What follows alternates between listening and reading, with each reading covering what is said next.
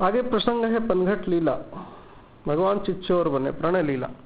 भगवान ने प्रथम जेल को मंदिर बनाया, फिर नंद गोकुल को, फिर गोपियों के घर को, फिर पनघट को, फिर वन को, फिर राजसभा को, फिर युद्ध मैदान गीता का मंदिर बनाया। जहां खड़े हो जाए प्रभु वही स्थान मंदिर है। प्रातः सखा एवं दाऊ संग बाके बिहारी कलयुग करके वत्स चारण को निकले। बरसाना नंद गांव के बीच के पनघट से थोड़ी दूर पर ही वत्स चराने लगे। सखा बोले, कनु आज क्या खेल खेलेंगे? कृष्ण कहते आज यहाँ पास से पनघट है, गोपियां पानी भरने आएंगी, उनकी मटकी फोड़ेंगे, सताएंगे। दाऊ कहते हाँ हाँ खूब जमेगी। अधर धरे मुरली चले पनघट श्याम सुजान, देख कृष्ण भगवान को छुपे सूर्य भगवान। आ गए प्रभुघट प्रभु आ गए, निकट प्रभु पनघट गए, तब छिपे सूर्य और घटा हुई। यदुवंशी कृष्ण चंद्र की तब उस पनघट के ढिंग छटा हुई। आपस में वृक्षों बेलों का हर वक्त पवन से झंझट था। गोपियां भरे नित पानी थी, वृंदावन का वो पनघट था। घर से कर चले रूप छोटा, पनघट आके कुछ बड़े हुए। तब कदम वृक्ष की डाल पकड़ तिरछी चितवन से खड़े हुए। सब ग्वाल बाल थे इधर उधर, मोहन ने अद्भुत वेश किया। अब आए न गोपी पनघट पे, सबने नट नागर देख लिया। पनघट पर कृष्ण गोपियों से कहा पनघट पे मिलूंगा। वचन के अनुसार वचन निभाने पनघट पे आए। गोपी भी वचन निभाने आई। गोपी तो कृष्ण संग अकेले में मिलना चाहती थी, इसलिए कोई नहीं आई, दूर दूर से देख भाग जाती थी। कृष्ण सोचा आज कोई गोपी पनघट क्यों नहीं आती। समझ गए, गोपियों के दिल की बात जान गए। सखाओं से कहा तुम सब छुप जाओ, जब मैं मुरली बजाऊं तब आना। सखा पेड़ की डालियों पे छिप गए। कृष्ण भी वृक्ष की ओर में छिप गए। जिस गोपी से कहा था वो गोपी पन निभाने आ गई। दोनों का पन जहां घटित होता था उसी स्थान को पनघट कहते हैं। आती थी एक ग्वालिनी पानी भर बेकाज, इधर खड़े थे आस में नंद नंदन ब्रजराज। वो भी पानी भरने जा रही थी, तब तो कुछ न बोली न वो बोले। जैसे ही जल भर के जाने लगी, वो सखी चारों ओर घूम घूम के आंखें नचाती, नखरा करती, मटकती नंद नंदन को नैनों से ढूंढने लगी। जैसे श्याम सुंदर थे वैसी वो भी सुंदर थी। जीव ब्रह्म समान है। सखी के सिर पर घड़ा था, घड़े पर गागर थी।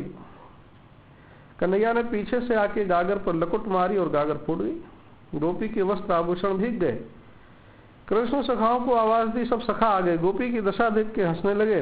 गोपी कृष्ण के आने पर गागर फोड़ने पर नाराज नहीं थी, मगर सखा द्वारा हंसी करने पर क्रुद्ध हुई। जैसा कृष्ण लीला कर रहे थे वैसा वो भी लीला कर रहे थे। प्रेम टूटने का प्रत्यक्ष हेतु था। मटकी का नुकसान, गीले वस्त्र, सखाओं संग हंसी, परंतु यह प्रेम तो शहदवत था। जहां प्रेम टूटने का हेतु होने पर भी प्रेम टूटे नहीं बल्कि प्रीति बढ़े, उसी को प्रेम कहते हैं। वो बोली नंदलाल अब मैं ये अनीति नहीं सहाऊंगी, जो मुझसे हंसी करी कोई माता से जाए पुकारूंगी। मैं तो तुमसे कुछ ना बोली, क्यों तुमने लज्जा छोड़ दई। सब वस्त्र भीग गए मेरे, सर पर ही गागर फोड़ दई। गोपी कहती अगर तुम्हारे मैया बाबा ने नहीं सुना तो कंस के दरबार में जाके शिकायत करूंगी। जब कंस यहाँ आएगा तो सारे छलबल भूल जाओगे। मैं कंस से शिकायत करूंगी, पनघट के रास्ते में छिपके कृष्ण गोपियों को सताता है। बाबा मैया से शिकायत करते हैं तो हमसे पहले जाके अपनी मैया को बहका देता है और कहता है मैंने तो कुछ नहीं किया। मनमोहन कहने लगे वाह वाह ये शान, गागर नहीं छदाम की जिस पर इतना मान। कृष्ण कहते अरे सखाओ तुमने कुछ देखा क्या? किसने इसकी गागर फोड़ी? सखा कहते ना मैंने तो इसकी ओर देखा तक नहीं। अरे सखी कोई गवाह हो तो बता, क्यों मुझ गरीब पे झूठा दोष लगाती है? तेरे पैर में ठोकर लगी तो गिर गई, तेरी गागर फूट गई, मैं तो तुझे उठाने आगे बढ़ा। ठीक है ना सखाओ? सखा कहते हाँ हाँ कन्हैया ठीक है ठीक है। एक तो तुझे उठाया और ऊपर से तुझ पे आरोप लगाती है। देखो देखो सखाओ अब ये मेरी चुगली करने मथुरा जाएगी। कहते हुए तिरछी चितवन कर नैनों से सैन तीर चलाते बोले हाँ सखी तो गवाह मिल भी गया तो बता मेरा क्या बिगाड़ सकता है। ये धमकी कंस की हमें मत दे, हम कंस से नहीं डरते, तेरी मर्जी हो तो मेरी मैया बाबा से कह दे, मैं तो तुझसे पहले वहां पहुंचूंगा और तेरी बात झूठी कर दूंगा, तो इस पे उल्टा दोष लगाऊंगा, कह के मधुर मधुर स्मित करने लगे। देखत रूप सुनत मृदुबानी, ग्वालिन तन की दशा भुलानी, लागी हृदय मदन की साटी, मन पर गयो प्रेम की घाटी, लियो चोर चित मदन गोपाला, विवश भई चित चेत हिराना, कियो हेन में धाम सुंदर नट नागर सुखद, जित देखे तित श्याम अन्यता दिखे नहीं। भगवान का एक नाम मदन मोहन है, मद न मोहन, जिसमें मद मोह नहीं, उनके पास जाने से मदमोह नष्ट हो जाता है। अतः ग्वालिन में काम वासना की गंध कैसे हो सकती है, ये तो भक्ति की वृद्धि के लक्षण है। मदन मोहन यानी जो मदन को भी मोहित कर दे, आकर्षित करते हैं। ऋषि मुनियों का तप तोड़वाने देवता कामदेव को भेजते थे, परंतु भगवान शिव का नारद का तप तोड़ने काम रति गए थे पूरी सेना के संग। परंतु गोपी कितनी महान है, उन्हें वश करने मोहित करने स्वयं कोटि कोटि कामदेव को भी मोहित करने वाले भगवान श्री कृष्ण आए हैं। फर्क इतना, वो भगवान में लगे ऋषि मुनि शिव नारद संसार में घसीटने आते हैं, यहाँ भगवान गोपी को संसार में घसीट अपनी ओर वश करने आए हैं। जो गोपी वश वो भवपाल। गोपी को सर्वत्र श्याम श्याम दिखने लगा, संसार लुप्त हो गया। और ग्वालिन फूटी गागर लिए शान भान भूल के मस्ती में चली जा रही। सामने से दूसरी सखी आई। दूसरी सखी ने पूछा, अरे वीर तुझे क्या हुआ, तेरा ये हाल किसने किया? गोपी गीत गाती है। बंसी वाले ने घेर लाई, अकेली पनिया गई, मुरली वाले ने घेर लाई, अकेली पनिया गई। सिर पर घड़ा घड़े पर गागर, सिर पर घड़ा घड़े पर गागर, गागर मोरी फोड़ दई, अकेली पनिया गई। बंसी वाले ने घेर लई, अकेली पनिया गई। हार मेरो भीगो, श्रृंगार मेरो भीगो, चुनरी मेरी भीज गई, अकेली पनिया गई। गोरी गोरी बहिया, हरी हरी चूड़िया, गोरी गोरी बहिया, हरी हरी चूड़िया, मोतियन मांग भरी, अकेली पनिया गई। बंसी वाले ने घेर लई, अकेली पनिया गई। सास मोरी मारे ननद पिटवावे, सास मोरी मारे ननद पिटवावे, बंसी वारे से लगन लगी, अकेली पनिया गई। मोहन प्यारे ने घेर लई, अकेली पनिया गई।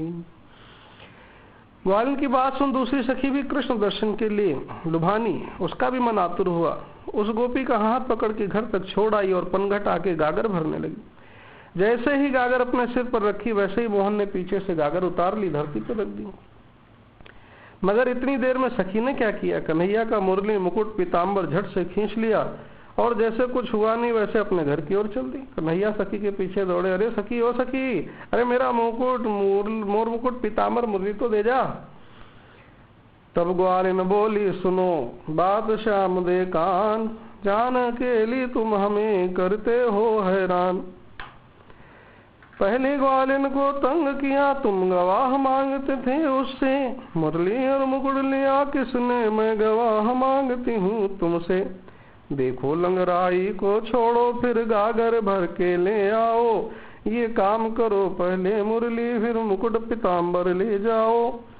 कन्हैया सखी के हाथ पर जोड़ने लगे। सखी से बोले, मैं कसम खा के कहता हूँ यहाँ कभी नहीं आऊंगा, तुम यहाँ खड़ी हो जाओ, मैं तुम्हारी गागर भर के लाता हूँ। अरे मैं मुरली मुकुट पीताम्बर के बिना घर कैसे जाऊंगा? सखी कहती है, जाना मत, यहीं रुकना। कृष्ण की लीला देख देवता लोग आकाश में दंग रह गए। ग्वालिन वश भगवान की यह दशा देख मुस्कुराने लगे।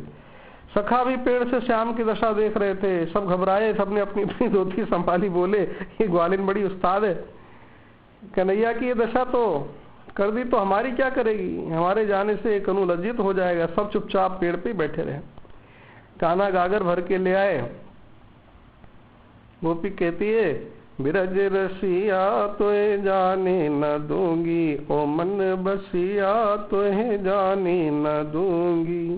यमुना को आई थी भरने को पनिया, खींची है साई तूने नटखट सवरिया। बिरज रसिया तुझको जाने न दूंगी। माखन बेचने मथुरा में जाती, राहों में रोकी थी तूने डगरिया। मेरी गलियों में लगाता तू फेरा, नैनों से तूने मेरा दिल है छीना। बिरज रसिया तुझको जाने न दूंगी, ओ मन बसिया तुझको जाने न दूंगी। हरदम तेरी याद सतावे, पल भर कन्हैया मोहे चैन न आवे। मोहिनी नाच दिखा दे रे हमको, दिल की आशा पूरा दे तू अब तो। बिरज रसिया तुझको जाने न दूंगी, ओ मन बसिया तुझको जाने न दूंगी। भगवान निर्गुण निराकार से सगुण साकार होते हैं। जब वेद पीताम्बर बनता है, सखी ने पीताम्बर यानी वेद छीन लिए, वो जान गई यही निर्गुण ईश्वर हैं जो सगुण हुए हैं। सखी बोली तू एक बार मोहिनी बना था, वो रूप मुझे भी दिखा दे, तभी मुरली मुकुट पीताम्बर दूंगी। कान्हा ने गोपी के दिल की बात जान ली, उसी समय रूप बदलकर मोहिनी बन गए। मोहिनी भगवान की जय।